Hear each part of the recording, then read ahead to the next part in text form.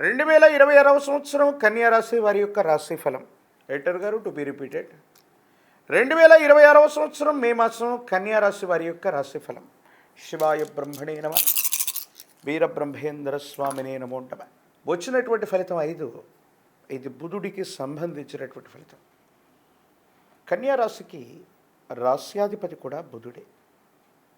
బుద్ధికారకుడైనటువంటి బుధుడు విశేషించి రవితో కలుస్తున్నటువంటి సందర్భం ఒక విపరీతమైనటువంటి రాజయోగానికి కారణమయ్యేటువంటి అంశం.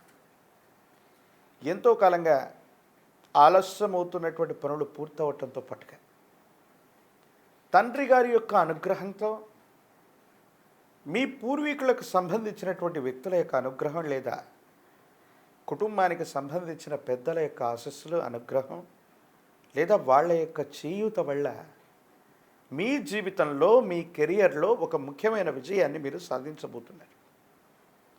ఆర్థికంగా బాగుంది, యుగదాయకంగా ఉంది, సానుకూలవంతమైనటువంటి ఫలితాలు లభించే అవకాశం ఉంది. కొత్త ప్రాజెక్టుల కోసం మీరు చేసే ప్రయత్నాలు తప్పకుండా సఫలీకృతమవుతాయి, అనుకూలవంతమవుతాయి. యోగదాయకమైనటువంటి ప్రయోజనాలను మీరు తప్పకుండా పొందేటువంటి అవకాశం కూడా కనిపిస్తూ ఉంటుంది. ఏది ఏమైనప్పటికీ కూడా ఈ రాశికి సంబంధించినటువంటి వారికి కొంతకాలంగా తల్లిదండ్రుల నుంచి, పూర్వీకుల నుంచి మద్దతు రావట్లేదనో, అనువంశికంగా మనకు రావాల్సినటువంటి ఆస్తిపాస్తుల విషయంలో ఏర్పడుతున్నటువంటి ఇబ్బందులను ఇవన్నీ కూడా తప్పకుండా తొలగిపోతాయి. యుగదాయకంగా ఉండేటువంటి అవకాశం తప్పకుండా లభిస్తుంది.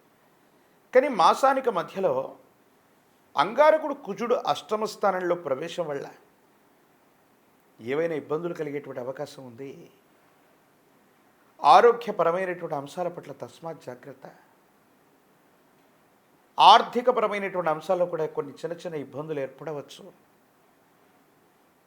ఆరోగ్యం పట్ల జాగ్రత్తగా లేకపోవటం వల్ల దీర్ఘకాలికంగా ఉన్నటువంటి ఒక అనారోగ్యం తీవ్రతరంగా మిమ్మల్ని ఇబ్బంది కలిగించవచ్చు.